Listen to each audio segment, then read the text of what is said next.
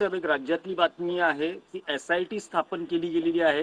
फडणवीस आणि शिंदे यांच्या अटकेचा जो सगळा एकूण प्रकार होता त्या संदर्भात आता हे अत्यंत दादांत खोटं आहे. आता माननीय उद्धव ठाकरे यांचं सरकार जाऊन जवळजवळ 3 वर्ष होऊन गेली. 3 वर्ष आणि अजूनही ते आमच्या अटकेच्या काही कारस्थाना संदर्भात घोळ घालत बस. त्यांना कोण अटक करणार? आणि जर त्यांनी गुन्हा केला असेल एखाद्याने तर ती किती मोठी व्यक्ती असेल, त्यांना का अटक होऊ नये? कोणी असेल. मग आम्हाला ज्या अटका झाल्या ती कोणती कारस्थानं होती? ती खरी प्रकरणं होती का? ते कोर्टानंच सांगितलं. मग त्याबद्दल ह्यांना अटक करायची, यांच्याविषयी एसआयटी करायची. ठाकरे सरकारनं भ्रष्टाचाराच्या शोधासाठी ज्या एसआयटी स्थापन केल्या होत्या त्या ह्याने आल्याबरोबर रद्द केल्या आणि स्वतःला अटक होणार असा गोंगाट करत आहे नवीन एसआयटी. बरं कोण तरी आरोप करत आहे, एक आमदार कोणत्या तरी त्यांचा कोणतरी त्यांचा माणूस आहे, एक आरोप करतोय अटकेची योजना होती, कोणतरी डीसीबीची साक्ष काढली जाते. त्या डीसीबीचं कॅरेक्टर बघा. एकनाथ शिंदे हे अटकेला घाबरून भाजपात गेले. त्याची एसआयटी चौकशी व्हायला पाहिजे की त्यांना कोण का अटक करणार होतं आणि त्या अटकेला घाबरून एकनाथ शिंदे भाजपात गेले. मग त्याची चौकशी करणार का एसआयटी?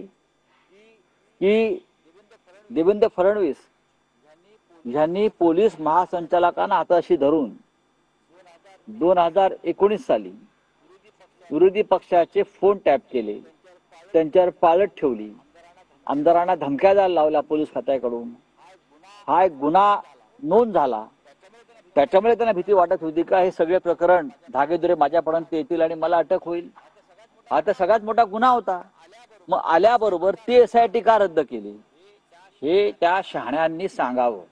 जे पुन्हा परत आले आहेत ना, जे शहाणे, त्यांनी सांगावं की तुम्ही हे सगळे गुन्हे रद्द करून काय मिळवलं? तपास पूर्ण व्हायला पाहिजे होता. म्हणजे कळलं असतं कोण कोणाला का अटक करत होतं.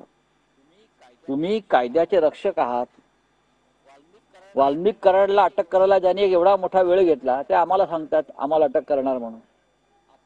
आपल्या पक्षाच्या गुन्हेगारांना जे अटक करायला टाळतायत, टाळाटाळ करतायत आणि ज्यांना खरोखर अटक करण्याची गरज होती, ज्यांना मंत्रिमंडळात ठेवलं जातं, असे हे सरकार किंवा सरकारचे लोक आता एसआयटी स्थापन करतात की आम्हाला अटक करणार होते. ज्याने गुन्हा केला होता किंवा जे गुन्हा भविष्यात करतील त्यांना कायद्यानं कारवाई व्हायलाच पाहिजे. तुम्ही का कायद्याचे वर आहात की काय? नगरविकास खात्यामध्ये खराच घोळ झाला होता का? त्यावेळेस देखील त्यांना नगरविकास खातं होतं एकनाथ शिंदेंना, आता देखील नगरविकास खातं हा भ्रष्टाचाराचा सगळ्यात मोठा अड्डा आहे. भ्रष्टाचाराचं डम्पिंग ग्राउंड आहे.